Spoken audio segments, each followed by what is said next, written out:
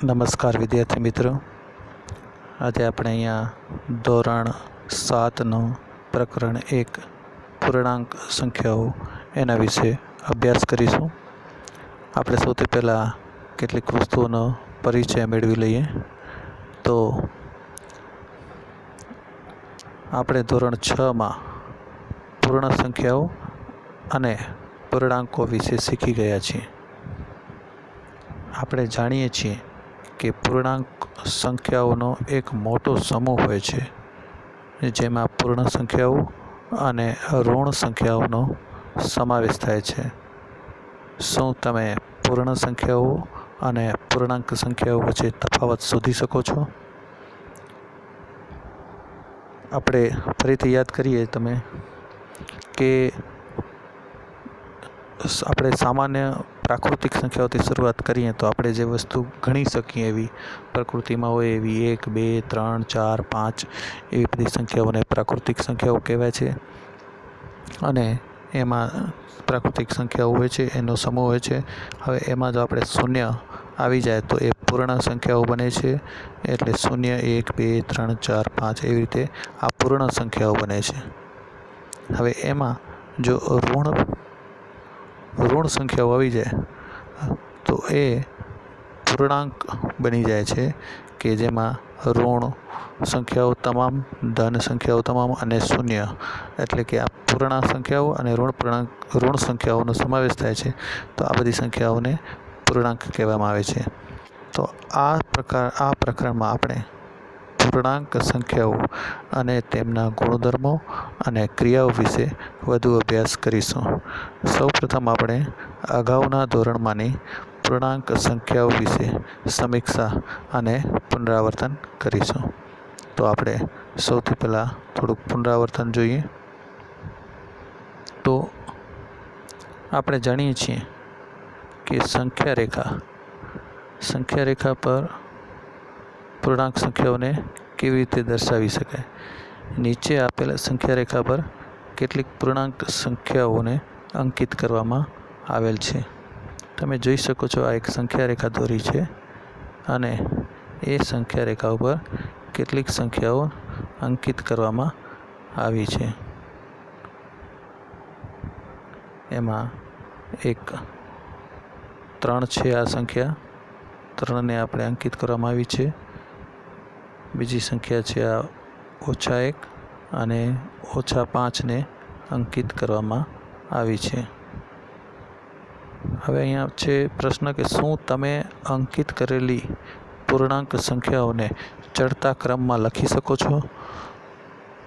આ સંખ્યાઓ જે અંકિત કરેલી છે એને ચડતા ક્રમમાં લખવાની છે. ચડતો ક્રમ એટલે કે નાની સંખ્યા પહેલાં આવે, પછી એનાથી મોટી, પછી એનાથી મોટી, પછી એનાથી મોટી, એવી રીતે ચડતા ક્રમમાં, આમ ચડતા જઈએ સંખ્યાઓને, એવા ક્રમમાં લખવાની છે. તો આ સંખ્યાઓને ચડતા ક્રમમાં લખવાની છે.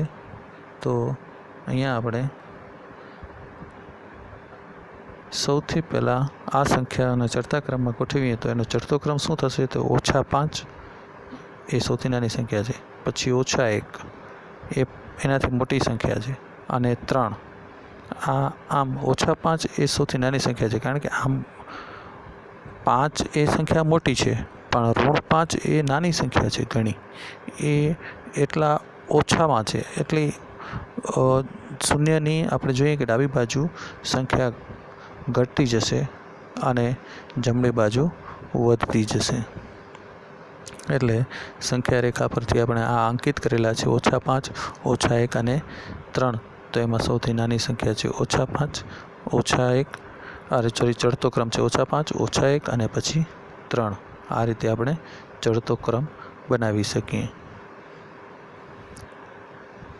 હવે નીચે આપેલા સંખ્યા રેખા પર પૂર્ણાંક સંખ્યા સાથે કેટલાક બિંદુ અંકિત કરવામાં આવેલ છે.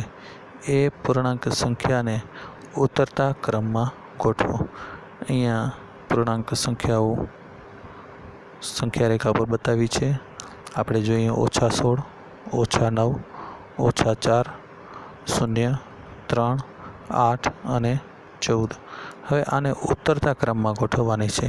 આ સંખ્યાઓને ઉતરતા ક્રમમાં એટલે સૌથી મોટી સંખ્યા પહેલાં આવશે. તો આ બધા સંખ્યાઓ જે અંકિત કરી છે એમાં સૌથી મોટી સંખ્યા કઈ છે? તો 14.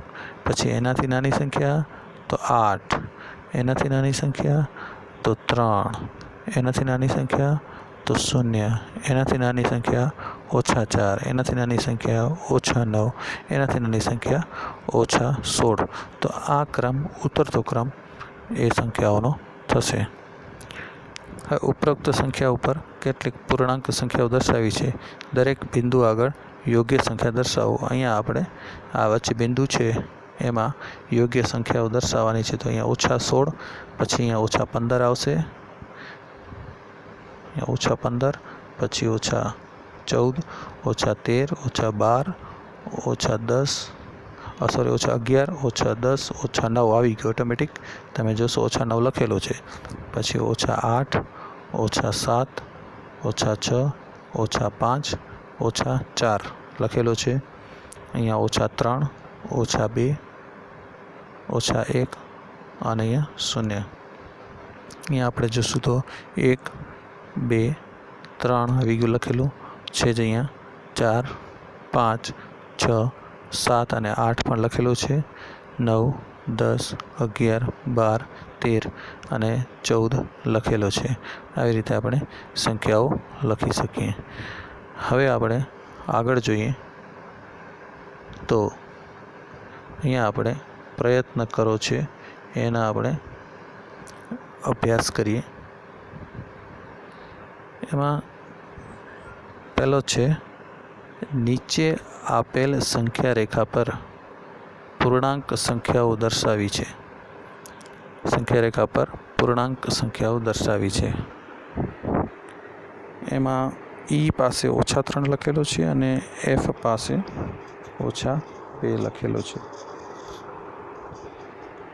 તો -3 અને -2 ને ક્રમશઃ E અને F ઉપર અંકિત કરવામાં આવેલ છે. કઈ પૂર્ણાંક સંખ્યાઓ B, એટલે અહીંયા આપણે હવે જોઈએ તો B અહીંયા B છે ત્યાં exact D, B, D, H, J,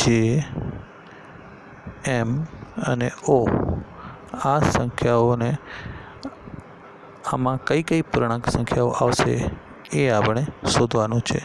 તો અહીંયા તમે આ બાજુ ક્રમ ગોઠવી શકો અને આ બાજુ પણ આપણે ક્રમ ગોઠવી શકીએ. તો આપણે ક્રમશઃ જોઈએ આપણે કે કઈ કઈ સંખ્યાઓ આમાં આવશે.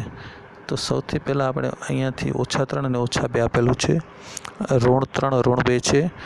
તો D પાસે -4 આવશે, C પાસે -5 આવશે, B પાસે -6 આવશે અને A પાસે -7 આવશે. G પાસે -1 અને H પાસે 0 આવશે. I પાસે 1, J પાસે 2, K પાસે 3, L પાસે 4, M પાસે 5, N પાસે 6 અને O પાસે 7 આવશે. તો આવી રીતે આપણે દર્શાવી શકીએ. બધી જ સંખ્યાઓ દર્શાવી દેવાની અને પછી જે બિંદુનો દર્શાવ્યો છે તો એની સંખ્યા કઈ છે તે એને ચકાસી દેવાનું, એમાં લખી દેવાનું. હવે બીજો છે કે 7, -5, 4, 0 અને -4 ને ચડતા ક્રમમાં ગોઠવી તેને સંખ્યા રેખા પર દર્શાવી અને તમારો જવાબ ચકાસો. આ બધાને સંખ્યા રેખા ઉપર ચડતા ક્રમમાં ગોઠવવાનો છે. ચડતા ક્રમમાં. ચડતો ક્રમ કોને કહેવાય? તો ફરીથી તમને યાદ કરાવી. ચડતો ક્રમ કે સૌથી નાની સંખ્યા પહેલાં આવશે, ચડતા પછી ચડતી જશે સંખ્યા. સૌથી નાની સંખ્યા, પછી એનાથી મોટી, પછી એનાથી મોટી, પછી એનાથી મોટી. તો અહીંયા ખાસ ધ્યાન રાખવાનું કે આ બધી સંખ્યાઓમાં સૌથી નાની સંખ્યા પહેલાં શોધીએ તો 7, -5, 4, 0 અને -4. એમાં સૌથી નાની સંખ્યા -5 છે. એટલે સૌથી પહેલો ક્રમ એનો આવશે. એના પછી ઓછા 4 એ નાની સંખ્યા છે, એટલે એનો બીજો ક્રમ આવશે. એના પછી 0 એ ત્રીજા ક્રમ ઉપર આવશે. એના પછી 4 એ ચોથા ક્રમ ઉપર આવશે અને એના પછી 7. આવી રીતે એ સંખ્યાઓનો ચડતો ક્રમ થશે અને આપણે સંખ્યા રેખા બનાવી અને તેના ઉપર આ દર્શાવી શકાય.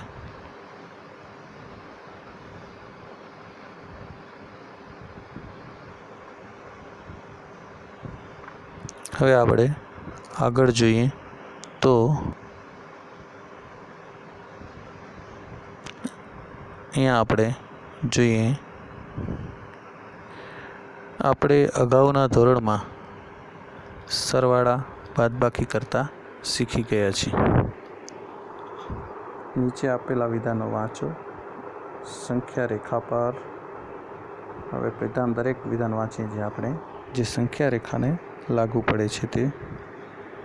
સંખ્યા રેખા પર ધન પૂર્ણાંક ઉમેરતા આપણે જમણી બાજુ ખસીએ છીએ. આપણે જાણીએ છીએ કે ધારો કે કોઈ સંખ્યા 2 છે, એમાં 2 ઉમેરી ધન પૂર્ણાંક ઉમેરીએ તો જમણી બાજુ ખસીએ છીએ. ઋણ પૂર્ણાંક ઉમેરતા આપણે ડાબી બાજુ ખસીએ છીએ. ઋણ પૂર્ણાંક ઉમેરવું એટલે એક પ્રકારની બાદબાકી થાય, એટલે કે સંખ્યાને ઓછી કરીએ છીએ આપણે. એટલે સંખ્યાને ઓછી કરીએ છીએ એટલે આપણે ડાબી બાજુ ખસવાનું હોય છે. ધન પૂર્ણાંકની બાદબાકી કરતાં આપણે ડાબી બાજુ ખસીએ છીએ.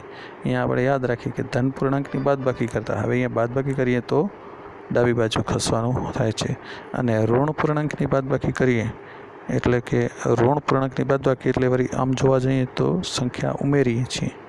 ઋણ પૂર્ણાંકની બાદબાકી કરીએ એટલે સંખ્યા ઉમેરીએ છીએ અને જ્યારે સંખ્યા ઉમેરીએ ત્યારે તે આપણે સંખ્યાને જમણી બાજુ ખસીએ છીએ.